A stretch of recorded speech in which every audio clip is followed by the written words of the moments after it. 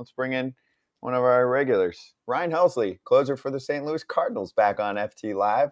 Ryan, good to see you, man. Have you ever had a blister, by the way?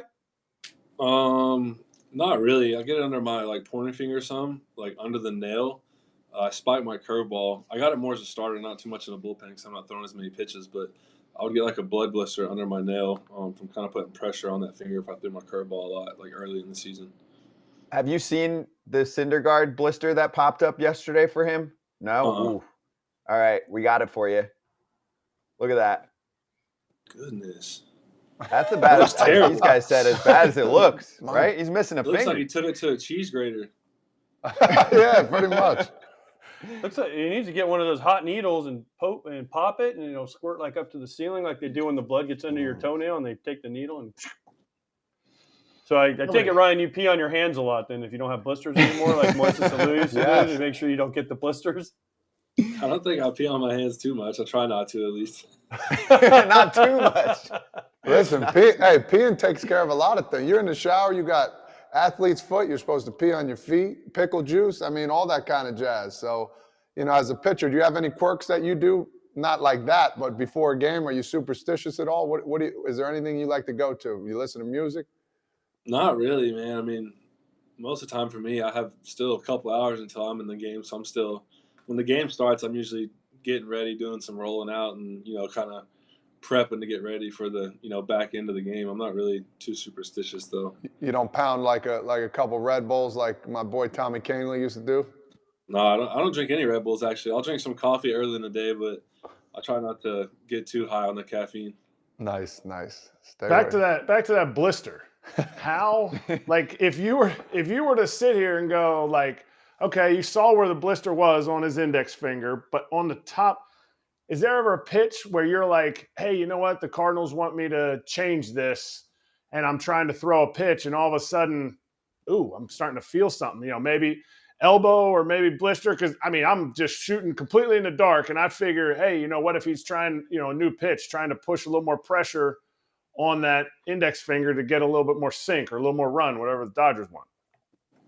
Yeah, I don't know. I've never seen a blister quite that bad.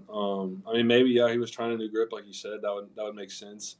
I know a lot of guys get blisters early on in spring because, you get down to Florida and you haven't been throwing with the same intensity or as often, and you get down there in the heat and start sweating, and the skin can get soft, and that's definitely a possibility. Maybe he did change his grip. I don't know. It'd be interesting to see what happened. And I wanted to make sure everybody noticed it because the fans, they said you try not to pee on your hands. So there's two people in the world. There's people who wash their hands before they go to the bathroom because they don't want to get anything dirty down there. And there's people who wash their hands afterwards because they can't control what's going on. So which are you? Usually after. I don't think I ever really think about washing my hands before. Now think about it, okay? Now he's going to think about it. Go ahead, Kratz, because I have a comment on this one when you're done. Go ahead. No, that's it. Just think about it. No, my comment is when you go to the bathroom, I'm not saying the number 2 problem, but when you go, because you have to take care of other things. But when you have a number 1 problem, you just go pee. Yeah. You took a shower usually, and you put clothes on, so everything down there should be clean. Yeah. And if you don't pee on your hands have touched everything, right? So shouldn't you wash there instead of washing your hands after you pee? Because your hands are dirty, you're touching a clean part of your body. Yep. You don't get it. It's okay. Ryan, you understand. I'm lost. Ryan? So when you wake up in the morning, you take a shower. Okay, you take a shower. Let's say you, after the game, you take a shower, you clean your body. Okay? Then you're like, oh man, I have to go pee in the Wrigley Field urinal. Yeah. So you walk over to the urinal. Your hands have already touched everything after taking a shower. The towels, the soap, the dispenser, whatever. You combed your hair. People have touched the comb. You go over and you go down and you pee. Right. You touch your private areas. Right. And then, but your hands are dirty, but your private areas are clean. So shouldn't you have to wash your private areas instead of your hands? Well, or you do what Kratz said and you do the wash before and I guess a wash after. I don't know. That's news to me. My hands don't get that dirty. So, Ryan, what did I come into? I'm surprised Ryan's thinking he's like, still wait here right now. I was thinking this. Ryan's like, well, guys, I'm out of here. But hey, yeah, I gotta get to Wrigley. Early bus. Sorry, AJ, you're weird. Gotta go. Ryan, let's get back to baseball talk, man. I've been on some teams where they go in spurts. They got some really good winning sides, like a 15-2 or 15-5. and then you got some really downsides like a 2-10. Man, how's the clubhouse doing right now? We just brought it up. We talk about early. There's no such thing as early to me. You know, when there's struggles going on, there's problems. Is the clubhouse vibe still clicking? What's going on in clubhouse there in St. Louis? Yeah, it feels good. You know, I think everybody's got the right mindset. You know, I mean, like you said, it's, you know, when you go through a slump, it never feels good no matter what time it is in the season. You know, you show up every day to win. You're not up there to lose. You know, you're away from family and you're out there grinding every day. So you're not trying to waste your time by no means. So you're out there trying to win every day. But, I mean, guys got good vibes right now. You know, we're feeling good. You know, everybody's in a good mindset, you know, and just trying to take it one day at a time and hopefully take it in the other direction. What changed? Was it getting on the road? Because a lot of times you get on the road, and I know St. Louis is a great fan base. They cheer everything, but there was some boos there in St. Louis, which I've never seen before. Sometimes as a team, you got to get on the road and say, okay, we're tighter because everyone is against us. So to getting into Chicago, going in there, into Wrigley, where they obviously don't like the Cardinals very much, does that help?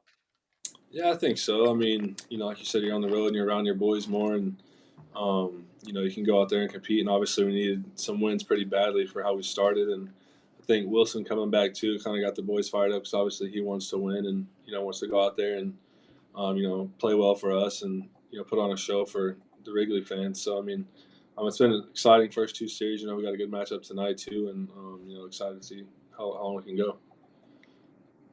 Now, How much? Oh, go ahead, Scott. I was just gonna say, how much did Willson enjoy doing that in front of the Cubs faithful? Like I'm big on the villain role, so like I love how Nando embraces the crowd on the road now. Tatis Jr. like he knows he's gonna get the booze. Contreras gets all the love pregame, first AB, and then they're like, okay, we don't like you anymore because you're a Cardinal, and he's like, let's freaking go. Yeah, he's a fiery dude anyway. He's got a lot of energy. He's really passionate, you know, wants to win, and, you know, he's always ready to go. You know, when he came in there, you know, you could tell there was something different about him. He really wanted to win and put on a good show. And he talked to him after the game. And he was like, dude, just kind of happy. You know, he was so fired up in the moment, and it was fun to watch him have a good game out there. So how do you sit there and, you know, you watch that and then you feel like maybe, you know, some people in the organization are throwing him under the bus? Like how do you guys handle that? Especially you're a closer, you're a leader on this team that guys are looking to, just like he is. Yeah, it's tough. You know, I mean, with him, you know, being a guy for us in spring, and, you know, he didn't go to the WBC to, you know, stay with us and learn his teammates, which was huge for us, you know, and because he very easily could have went and spent his time elsewhere. But, you know, I'm glad to have him. You know, I think whatever the differences have been so far, you know, we can definitely handle those and, you know, get on the right page. And I think he's going to be a great catcher for us, obviously, for the next, you know, 5 years that we have him. And, you know, I think just with him getting back there more and, you know, guys feeling like they're on the same page with him and getting more comfortable with each other, I think is what's going to need to happen for that to kind of turn. Do you feel like some of it has to be on you as a pitcher? Some of it has to be on the staff, you know, connecting, because Yadi was so much, we talked about it on this show, and I think you even kind of mentioned it earlier, how Yadi was like, he was a fixture. You could sometimes roll up, and I told a story about a pitcher one time who they called a curveball, and he's like, I don't even have a curveball. Like, if Willson does that and Yadi does that, you might be like, all right, well, I used to throw a curveball back in high school. I might turn it. How do you guys pick that up and take some of that ownership as pitchers and as coaching staff? Because to me, I think Yadi took some of that stuff away from coaching staff or, you know, maybe scouts. And so what are things that you can do to pick that up? Yeah, for sure. You know, you got to take ownership. You know, the ball's in your hand and you can throw whatever pitch you want. It's not on the catcher. You know, those are just merely suggestions, even though now at the pitch clock, it's a lot harder to kind of get to the pitch you want sometimes. But, you know, even if you throw a guy the same pitch 3 or 4 times in a row, most of the time, if you can execute it, you're probably still going to get an out, you know. And I think too much of the blame probably goes on the catcher. You know, I think that, you know, for me especially, I had a game in San Fran. I walked off through on homer and was soft the whole at bat, you know, and left the best one he's seen right down the middle of the plate. And obviously at this level, guys aren't going to miss too much, so that's definitely on me. You know, where I think is, you know, a lot of people are like, oh, well, why didn't he call a fastball there? You know, but you know, tomato, you could take it both ways. And you know, Yadi was different. You know, he definitely spoiled us. You know, coming up, made it easier on me. You know, not having to really think a whole lot out there, and he's just different. It's the only way to explain it. And he was so good at catching. I throw upper 90s, 100 most of the time. And in 21, I was messing with the two seam a little bit, and I'd ask him like, "Hey, do you want to call like a sinker or four seam, to separate it because they got different action?"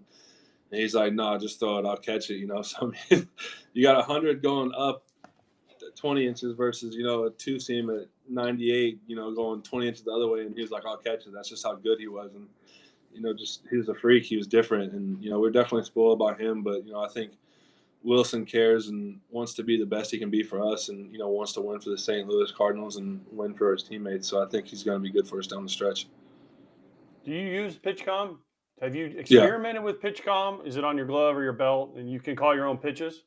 No, I don't have it out there. I just have the thing in my hat up in the seal there. Have you thought about it though? Because you mentioned the clock, so you can just go do do do do do, and then Kinzer or Contreras or whoever's catching can hear you, and that way you don't have to worry about shaking. Yeah, I've definitely thought about it. I've never played with it, so I definitely have to practice with it and mess with it a little bit. Could be a possibility, something I'll have to look into. But I like our catchers. I like their game plan. We have meetings just about every day. We have good game plans, and I like to follow them. And obviously, if I don't like what they call, then I'll shake. And if I got to shake more than once now, I'll try to get the sign a little earlier so I can get the pitch off. You afraid using that PitchCom where it's in your hat that you're going to go into a stadium? This is my theory, that some stadium is going to figure out how to just get the crowd absolutely ruckus, and now you can't hear it. Are you afraid you're going to get a pitch violation or a timer violation later in the game? And if so, how are you going to combat that if you start going into a place that has like figured it out as fans, like, oh, he can't hear anything? Yeah, I mean, maybe have a sign with the catcher, I guess, to just start putting down some fingers. I guess is the only way to fix it in the moment, especially if the place is that loud. Those pitch comms get really loud, though, so fortunately so far I haven't had any trouble with it. I usually keep it actually on the lower side because it gets so loud. I feel like sometimes that thing spouts it out so loud the hitters can almost hear it sometimes. Have you ever – that was always my wonder about the PitchCom is it ever – say you're in Oakland and there's 2,500 people and you're pitching in the ninth inning and all of a sudden the catcher types it in and it goes fastball away and the hitter – I always thought that there might be an opportunity in a stadium where it's quiet. Maybe the hitter can hear. That's what he's saying. Hear? Yeah. Yeah. Or a first base coach or, I don't know, a base runner or something. I don't know. It's the pretty PitchCom loud. means have you had the timeout yet where the pitch clock's getting down, you're set and you're like step off and you're like, oh, you give it the old fake, like, oh, I can't hear the thing, the pitch timer. No, I haven't used that one yet. I don't know. I mean, I'm too caught up in the moment usually in the ninth inning to really think about trying to finagle the pitch clock like that. Too worried about getting the pitch off. Hey, these are things you got to worry about now. You got to think about how to trick it all the time. These catchers, like, he's just grip it and let's fucking go. Yeah, but you're sad and I can't hear. I don't know. That sounds like a you thing. There are some pitchers I think that have done it this year, because there also are problems with the PitchCom, especially early in games. That'll happen. So it's a free timeout. Use it. It's a tech timeout. I have a question for you, Ryan. So teams won 3 in a row. On Sunday, you pitched, because I know you didn't pitch last night. Gallegos closed it out because I think you did back-to-back, right? Mm-hmm. So Sunday you come in, it's 12-6. And I didn't get to watch that whole game. I mean, I'm bouncing around. So was it one of those, hey, we got to stop this shit right now? This is like a save. Did it feel that way, even though it was a 6-run game? Because sometimes some closers can't get amped for that 6-run lead, the non-save shit. But that felt like a save, didn't it? Yeah, I mean, they hit it late, 2-run homer to put us up by 6. And I kind of, there for a second, thought that I might not go in, but I was like, we haven't won a game in I don't even know how long. So I was like, I'm definitely going in this game still. But I just try to treat every outing the same, whether I come in the 7th or 8th or even the 9th, whether it's a safe situation or not, so those moments don't get too big and I can try to be the same guy, majority of the time when I'm out there. Ryan, who's closing? What determines, like, I've seen Gallegos come in and try to close. You've had saves. You've closed games. What I thought, honestly, I thought you were the closer, He right? is. But Gallegos has come in. But he was doing back to back. No, I know, but I'm saying, but there's other times where he hasn't come in, and it's been Gallegos. There was one he blew. I don't know against who it was, but he blew one the other day, and it wasn't Ryan. It was Gallegos. Yes. So I'm wondering, you're the closer, correct, of the Cardinals? Yeah, I mean, I would think so. Yeah, but sometimes Okay, I mean, I would hope so. I would think so too. If there's guys on base, they'll talk to me pregame or even during the game. Like, hey, if two runners get on the 7th or 8th even, or this part of the lineup comes up in the 7th or 8th with guys on, then you're probably going to have them to try to shut it down, and then we might extend you into the 8th or whatever. So it's kind of like an ongoing conversation of how they want to use me for that day. So you move around. You don't always. You're not the traditional. Let's say Trevor Hoffman, because of Hell's Bells that we talked about. Right. You're not the traditional. Only getting 3 outs in the 9th, or Josh Hader now is kind of the guy. So they'll pitch you. They'll come to you before the game, because this is always interesting to me because of the analytics stuff. People say, "Oh, well, you use your closer in the 7th inning to get the 3 outs, and then you figure out the 8th and the 9th, or you pitch them in the 8th." Right. So that's how they've kind of come to you and said, "Hey, we're going to use you when we can best deploy you, not necessarily get the 3 outs in the 9th." Yeah, definitely do that a lot. It's not an everyday thing, but they definitely do that a lot. Like usually like 2, 3, 4 guys, if they come up in the 8th, they're like, well, hey, we want you to go in the 8th instead of the 9th. Instead of facing the bottom third, we want you to face the heart of the order and, get those outs for us. Did that a lot last year and kind of continued to do that on this year, and kind of hurts the save opportunities, but, still big moments nonetheless.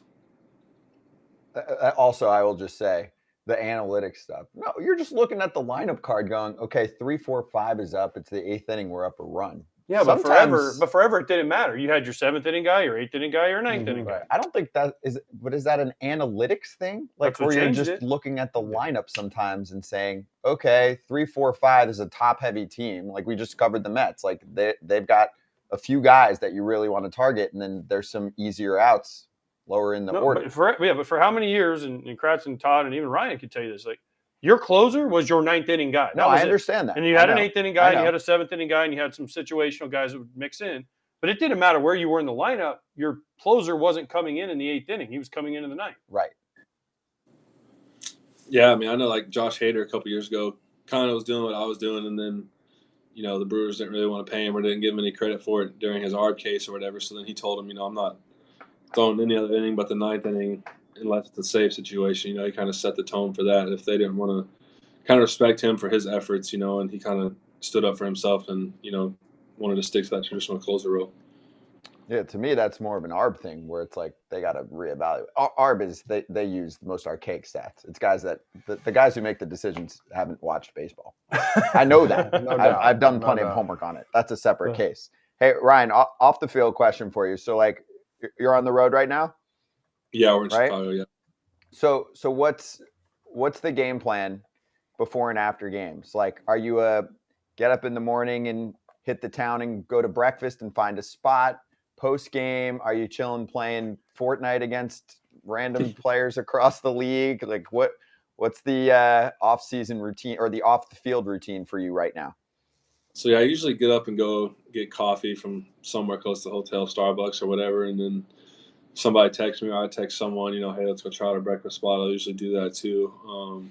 Especially since having a kid now, man, I wake up so much more early. My body's just like on go now. I wake up a lot earlier than I did before I had a kid. Used to, I'd sleep all morning and then just grab coffee, then get on the bus and go. And post game was the same way. Before I had a kid, I'd play video games, with whoever wanted to. And then now it's just kind of like, if we're home, see the kid, but then on the road, just kind of relax and decompress a little bit, maybe watch some Netflix and then just go to sleep.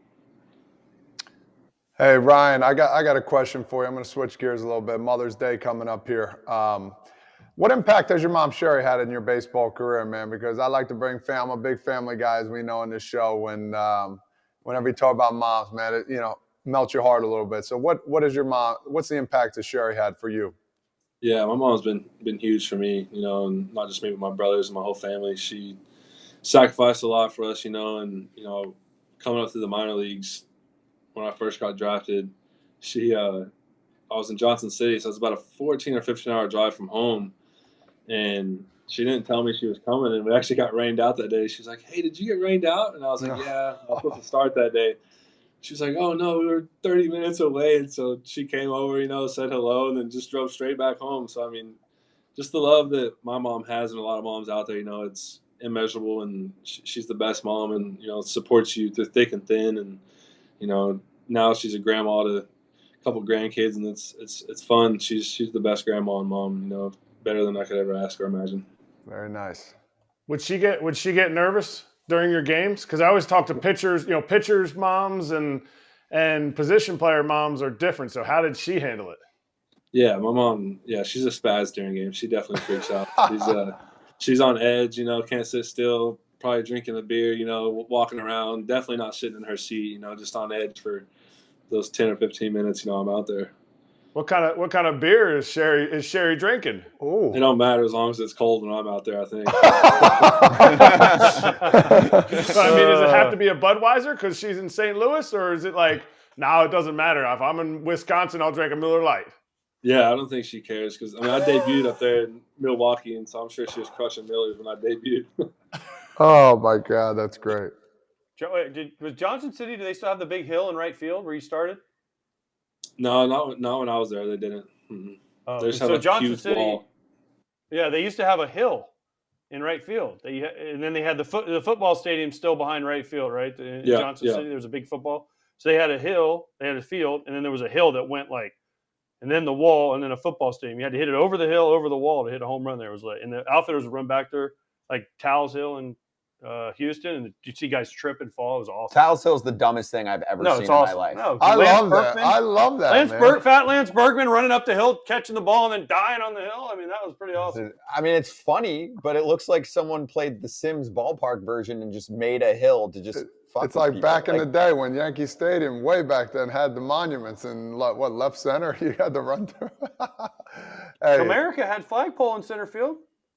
That makes no sense. It makes no sense. It's awesome. Do you remember looking at Towles Hill? Did you ever look at it, when you're watching a game being like, that makes zero sense to me? I'm actually surprised more guys didn't blow out like a knee or an ankle. Oh, we're athletes, Scott. Oh, sorry. Right, Ryan, tell them. We're all athletes.